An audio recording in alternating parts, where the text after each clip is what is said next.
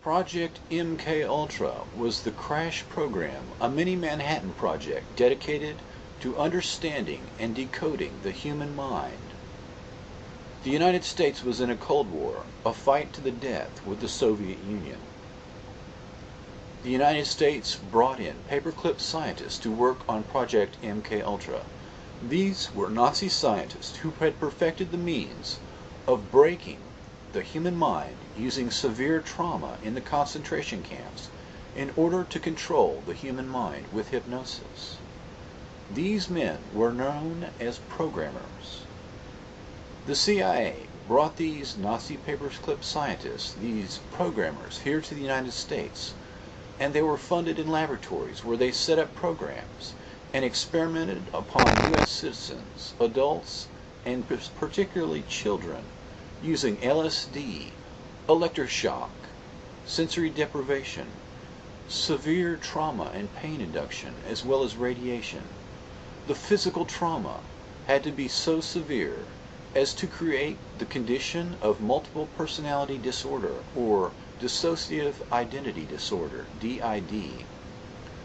This was used much like one would partition a hard drive in a computer.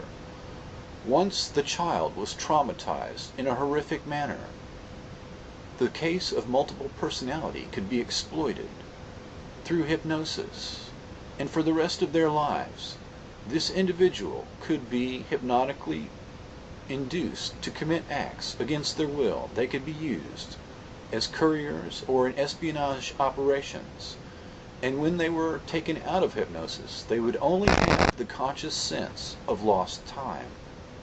The concept of multiple personality disorder is real, as well as the concept of the Manchurian Candidate.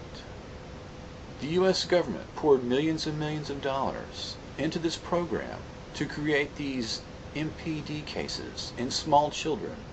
Perhaps in several thousand, certainly several hundred children were traumatized in this manner in order to use them for espionage operations. One of the survivor organizations for MKUltra victims who were experimented upon in this manner in the laboratory as small children is the Advocacy Committee for Human Experimentation Survivors. These people gather together once a year, and this is just one organization, of which perhaps there are many. The concept of a United States government hit list against its own citizens may sound far-fetched. However, there are multiple historical examples of this type of operation. Counterintelligence program COINTELPRO was started by the FBI in the 1950s and has become a permanent feature of U.S. government over the years.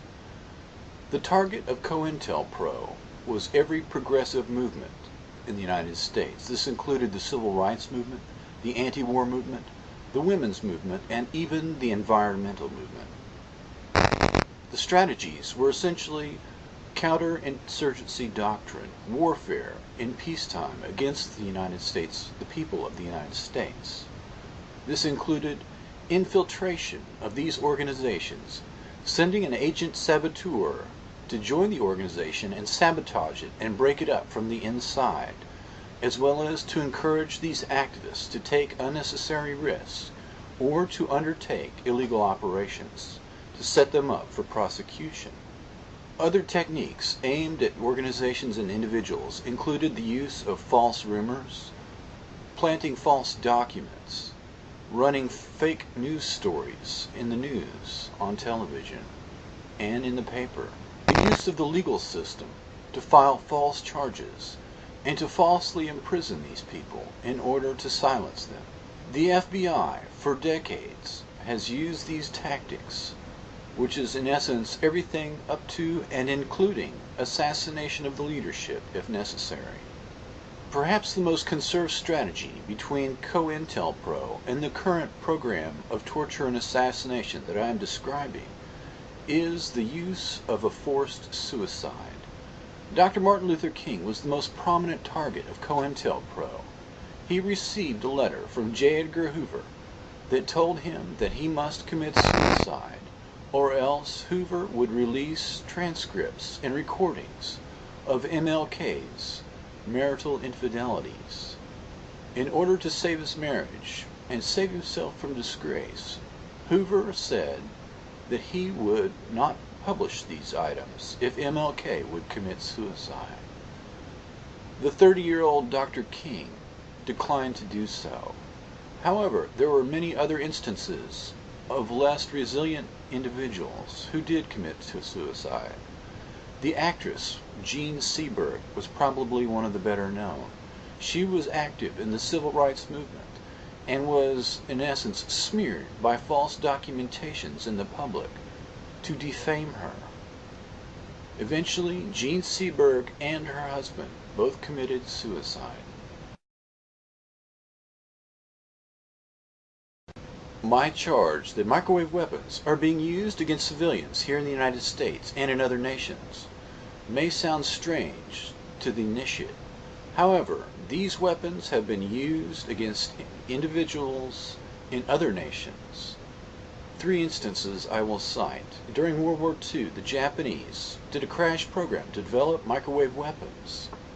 They used human subjects in the laboratories to perfect these weapons, and this resulted in the deaths of their human test subjects.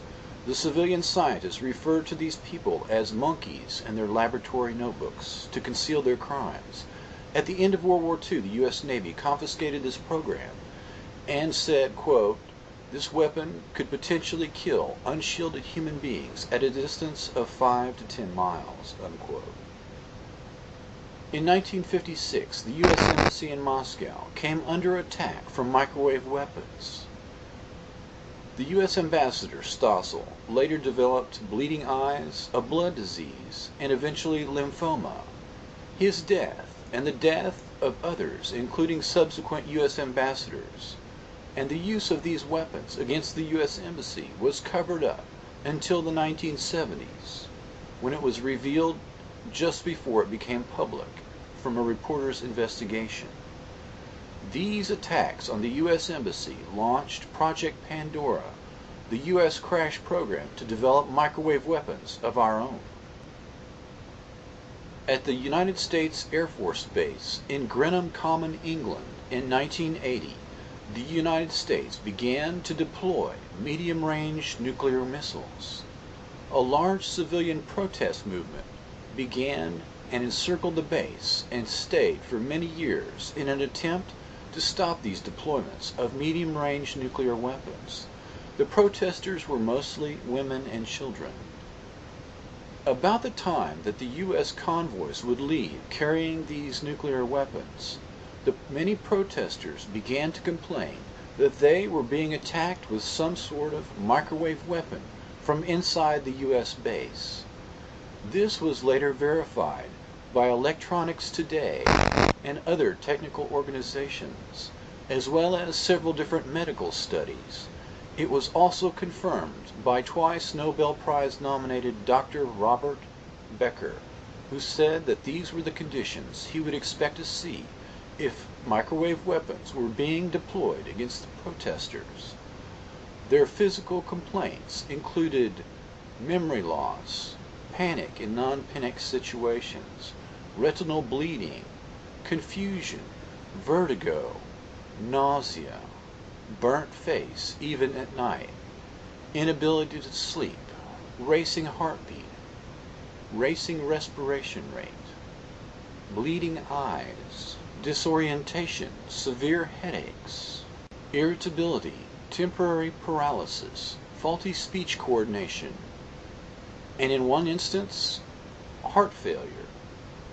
These medical conditions and complaints were investigated and were verified, and it is with a high degree of probability that these people, these women and children protesters, were under attack with microwave weapons.